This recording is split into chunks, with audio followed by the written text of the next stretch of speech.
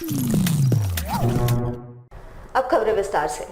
जमशेदपुर के मानगो में आए दिन सड़क जाम को लेकर उपायुक्त विजया यादव अपनी टीम के साथ क्रेन लेकर अतिक्रमण के खिलाफ अभियान चलाने निकल पड़ी। इस दौरान उनके साथ ADM law and order NK Lal, DTO Dinesh Ranjan, Mango नगर निगम के कार्यपालक पदाधिकारी और सिटी मैनेजर मौजूद रहे। अतिक्रमण हटाने की शुरुआत मानगो नगर निगम कार्यालय से की गई।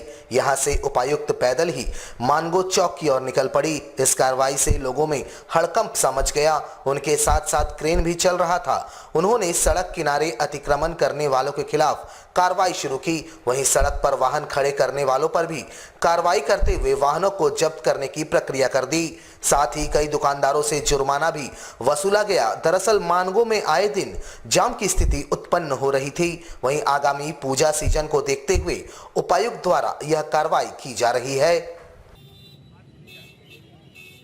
सड़कों पे ही दुकानें लगा रहे हैं तो उसको खरीदने वाले लोग और रोड पे है, तो वो खड़े होके फल वल सब्जियां देख दाख के ले रहे हैं, तो उसमें पीछे वाली ट्रैफिक कंजेस्ट हो रही है। सेकंड, जिन लोगों ने होटल्स बाहर पे लगाए हुए हैं, चूल्हे बाहर सजाए हुए हैं, उन लोगों की वजह से भी चाय पीने के लिए और खाने के लिए लोग वहाँ खड़े हैं, उनकी गाड़ियाँ वहाँ पार्क कर रहे हैं। वो एक अनदर रीज़न है कि खाने पीने के लिए लोगों की गाड़ियों की वजह से ट्रैफिक जाम हो रहा है। तीसरा, ये जो गोल चक्कर है उसमें अभी कुछ इनपुट्स ऐसे मिले हैं कि जो टाइल्स लगाए हैं पेवर ब्लॉक तो थोड़ा ज़्यादा बाहर आए हुए हैं। क्या अगर हम उसको अंदर लेके थोड़ा गोल चक्कर के एरिया को मिनिमाइज़ कर सकते हैं ताकि वाहनों के लिए ज़्यादा सरफेस एरिया अवेलेबल हो, उसकी भी प्रोबेबिलिटी के बारे में सोचा जा रहा है। और चौथा, जो जुस्को के पीछे ज़मीन है, वो जो बिल्डिंग्स के सामने, वो अगर 20-25 बिल्डिंग फीट की बिल्डिंग अगर डेवलप होके मिलती है तो यही दुकानें, यही पार्किंग अगर पीछे हट जाता है तो रोड एक्सक्लूसिवली फ्री रहेगा, जो गाड़ियाँ चलाने के लिए मिलेगा। तो आज ये लोग सारे अपने क्रियाकलाप जो रास्ते पे कर रहे हैं वो अंदर खिसक जाएंगे तो रोड फ्री हो जाएगा। जमशेदपुर के साक्षी मिल्कीराम बिल्डिंग स्थित लाजवंती टेक्सटाइल में गुरुवार देर शाम आग लग गई, जहां 2 दमकल के वाहन ने लगभग 1 घंटे मशक्कत कर आग पर काबू पाया। बता दें कि यह टेक्सटाइल काफी नामी है और बड़ी मात्रा में स्कूल ड्रेस का ऑर्डर इनके पास रहता है। इस कारण इनके गोदाम में काफी ज्यादा माल स्टॉक रहता है। बताया जाता है कि शॉर्ट सर्किट के कारण आग लगी हुई है। वैसे ही झारखंड अग्निशमन विभाग का एक दमकल एवं टाटा स्टील फायर सर्विसेज का एक दमकल मौके पर पहुंचा और 1 घंटे तक मेहनत कर आग पर काबू पाया। वैसे इस पूरे मार्केट में बड़ी संख्या में दुकानें हैं। आग की खबर मिलते ही सभी अपने दुकानों के सामान को सुरक्षित करते नजर आए। इस घटना में नुकसान का अनुमान लाखों में लगाया जा रहा है। सूचना मिला कि लाजवंती जो कपड़ा का हाउस है कि फायर हुई है और हम लोग आगे देखे तो बहुत जोर से स्मोक था। फिर यहाँ गवर्नमेंट वाला भी पहुँच गए, ये लोग भी फायर कंट्रोल की कोशिश किया। हम लोग पानी मारे अभी फिलहाल कंट्रोल, फिलहाल 2, एक गवर्नमेंट की और एक टाटा स्टील वगैरह।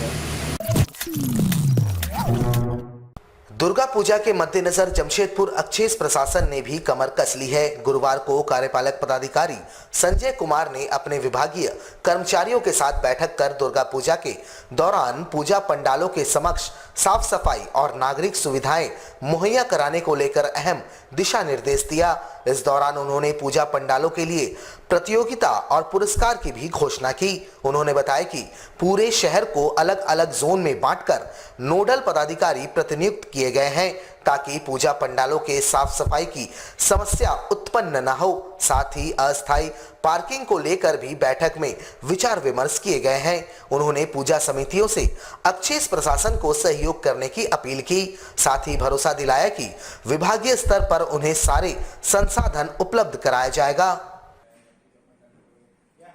पूजा निकट भविष्य में होने जा रही है, इसके लिए व्यवस्था हम लोगों ने कर रखी है। मेन ऑब्जेक्टिव हम लोग का है कि सभी पूजा पंडाल है वो साफ़ सुथरा अच्छे ढंग से अपने पूजा को कर पाए। इसके लिए हमने जमशेदपुर को विभिन्न जोनों में बांटा है, east zone, west zone, central zone और बिरसा नगर। इसको विभिन्न सब जोनों में हम लोगों ने बांट के नोडल पदाधिकारी की नियुक्ति की है, जिनका ये दायित्व होगा कि आसपास के एरिया में अभी वर्तमान में जो भी गंदगी है उसको साफ करें। कोई भी गड्ढे अगर आसपास हैं तो उस पिट्स को भरने के लिए आवश्यक कार्रवाई करें। कोई भी ऐसे ट्रीज हों जिसमें कटिंग की आवश्यकता हो तो उसका ट्रिमिंग करें। और विसर्जन मेन हम लोग का कंसर्न ये भी है कि जहाँ पे मूर्ति विसर्जित होती है उस घाट को हम लोग अच्छे ढंग से देख लें और वहाँ पे पर्याप्त व्यवस्था हम लोग करें। चूँकि स्वच्छता ही हमारा मेन एम है, तो पूजा पंडाल के बीच एक कंपटीशन की भावना आने के लिए कि वो अच्छे तरीके से करें, वो संचालन अच्छे से करें, एग्जिस्ट पॉइंट उनका अच्छा होना चाहिए, एंट्री पॉइंट अच्छा होना चाहिए, वॉलंटियर्स को सफिशिएंट मात्रा में रखें। तो उनके बीच एक अच्छे कार्य की भावना को जागृत करने के लिए हम लोगों ने कंपटीशन रखा है। जमशेदपुर मजदूर यूनियन के द्वारा शहर के ठेका मजदूरों को सम्मानजनक बोनस दिए जाने की मांग को लेकर एक मांग पत्र झारखंड सरकार एवं उप श्रमायुक्त कोल्हान को सौंपा गया है। एक वार्ता के दौरान इसकी जानकारी यूनियन के पदाधिकारियों ने दी। इन्होंने कहा कि टाटा कंपनी सहित इनके तमाम आनुषंगिक इकाई में इन दिनों बोनस समझौते चल रहे हैं। 20% तक बोनस के समझौते हो रहे हैं, लेकिन तमाम कंपनियों में बड़ी संख्या में ठेका मजदूर कार्यरत है और वर्षों से उन्हें 8.33% बोनस मिलता है और इसे आगे बढ़ाने को लेकर कोई पहल न कंपनी प्रबंधन करती है और न ही कोई यूनियन करती है। ऐसे में जमशेदपुर मजदूर यूनियन इनकी आवाज को बुलंद करेगा और अगर कंपनी प्रबंधन इस ओर ध्यान नहीं देता है तो आगामी दिनों में ठेका मजदूरों को एकजुट कर बड़ा आंदोलन किया जाएगा।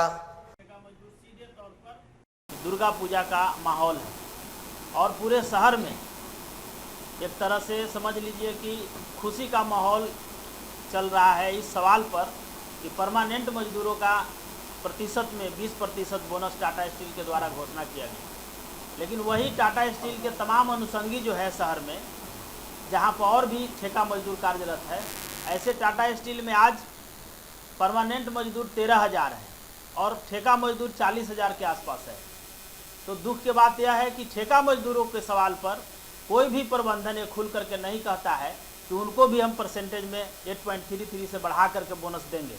इसी सवाल को लेकर के आज जमशेदपुर मजदूर यूनियन के द्वारा ये प्रेस वार्ता बुलाया गया है और हम लोग आज उप श्रमायुक्त महोदय को एक ज्ञापन भी देने जा रहे हैं और हम लोग मांग करते हैं कि शहर में जितने भी ठेका मजदूर हैं उनको भी परसेंटेज में बोनस दिया जाए, सम्मानजनक बोनस दिया जाए, ताकि उनका भी घर परिवार इस दुर्गा पूजा के समय में खुशी का माहौल कायम हो सके।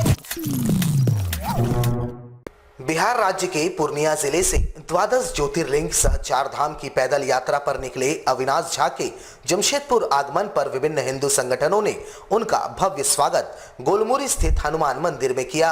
इस दौरान सभी ने भगवान भोलेनाथ और प्रभु हनुमान की पूजा अर्चना की, जिसके बाद अविनाश झा का अभिनंदन किया गया। बातचीत के क्रम में उन्होंने कहा कि सनातन धर्म के शौर्य को बढ़ाने और युवा पीढ़ी को जागरूक करने हेतु इस यात्रा पर वे निकले हैं। लगभग 15,000 किलोमीटर का सफर वे पैदल ही तय करेंगे। और पूर्णिया जिला के बहोरा पंचायत से हूँ। कब निकले हैं, कितने तक निकले? 8 सितंबर को निकला हूँ और उद्देश्य यही है कि सनातन धर्म से हूँ तो अपना धर्म निभा रहा हूँ और कुछ उद्देश्य नहीं। बस हमारी संस्कृति जो है उसको और ऊंचा करने की अभी ज़रूरत है, जो धीरे धीरे विलुप्त होते जा रही है।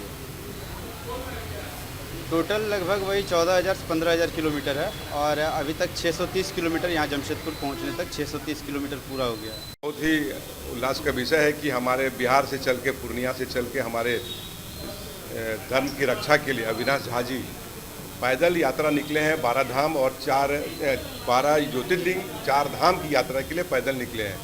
आज इनकी शुभकामना के लिए, इनकी लंबी आयु के लिए, इनको स्वस्थ रहने के लिए हमारे गोलमुरी के वासी गोलमुरी बजरंगबली चौक पे हम लोग इकट्ठा हुए हैं इनके स्वागत के लिए। और इनकी जो आने वाले जो यात्रा है, यात्रा मंगलमय हो और इनके माध्यम से ऐसा लगता है कि हमारा जो समाज, हमारा सनातनी धर्म है, धर्म के जागृति के लिए, धर्म के प्रचार के लिए, धर्म की सुरक्षा के लिए इनका जो योगदान है निश्चित रूप से काबिल तारीफ है। हम सभी लोग इनकी लंबी उम्र की कामना करते हैं, इनकी यात्रा संबल हो, अच्छी हो, इसकी कामना करते हैं। कवि गुरु रविंद्रनाथ टैगोर द्वारा स्थापित संस्था निखिल भारत बंग साहित्य सम्मेलन के 100 वर्ष पूरे होने के उपलक्ष्य में इस साल प्रवासी बंग भाषियों का 2 दिवसीय सम्मेलन जमशेदपुर में शुरू हुआ। इसमें पहले दिन परिचय सत्र के साथ कार्यक्रम का शुभारंभ हुआ। कल प्रवासी सम्मेलन होगा। कार्यक्रम का मुख्य उद्देश्य बंगला भाषा का प्रचार प्रसार करना, साथ ही सांस्कृतिक कार्यक्रमों का आदान प्रदान करना बताया गया। बता दें कि संस्था का गठन 1923 में कवि गुरु रविंद्रनाथ टैगोर ने की थी। तब से लेकर आज तक संस्था द्वारा प्रवासी बंगभाषी सम्मेलन का आयोजन किया जाता है।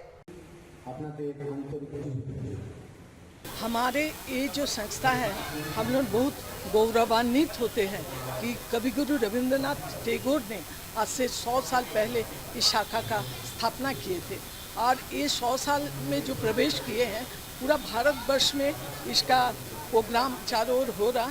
आज जमशेदपुर शाखा, इसमें हम लोग बाहर से भी बुलाए हैं। आज हमारे मुख्य सभापति जो हैं वो है सीतापुष मित्रा। इसमें हमारे साहित्य, बांग्ला भाषा का बहिर्वर्ग मतलब इंटरनेशनल में क्या स्थान है, कहाँ किस तरह से प्रचार प्रसार होता है, उस पर भी एक संगोष्ठी का आयोजन किया जाएगा। फिर सांस्कृतिक कार्यक्रम भी होगा और मूल ये है कि बांग्ला भाषा का प्रचार प्रसार, इसके लिए निखिल भारत बंग साहित्य सम्मेलन काम करता है। 1923 में रविंद्रनाथ टैगोर और कई प्रमुख व्यक्ति बांग्ला भाषा का बहिर्बांग्ला में मीन्स प्रवास में बांग्ला भाषा का प्रचार और प्रसार के सोच के उन्होंने बनारस में 1923 में इनका ये किए थे, प्रथम सभा किए थे। जमशेदपुर के बिष्टुपुर थाना अंतर्गत जुबली पार्क में कार सवार ने अनियंत्रित होकर स्कूटी सवार को और मोपेड सवार को टक्कर मार दी, जिससे दोनों वाहन सवार गंभीर रूप से घायल हो गए। हालांकि कार सवार ने मानवता का परिचय देते हुए दोनों घायलों को अपनी गाड़ी से एमजीएम अस्पताल ले गए। वैसे कार भी क्षतिग्रस्त हुआ है। उधर मामले की जानकारी मिलते ही बिष्टुपुर थाना पुलिस मौके पर पहुंची और क्षतिग्रस्त वाहनों को अपने कब्जे में लेकर मामले की जांच में जुट गई। बताया जा रहा है कि कार सवार जुबली पार्क के गेट नंबर 2 से साक्षी की तरफ आ रहा था, जबकि दोनों वाहन सवार गेट नंबर 1 से बिष्टुपुर की तरफ जा रहे थे। इस दौरान पार्क के बीचों बीच यह हादसा हुआ।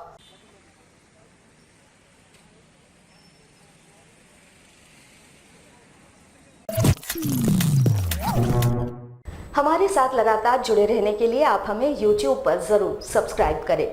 आज के लिए बस इतना ही। कल आपसे फिर मिलेंगे कुछ नई खबरों के साथ। तब तक के लिए ANG न्यूज़ की पूरी टीम को दीजिए इजाजत। नमस्कार।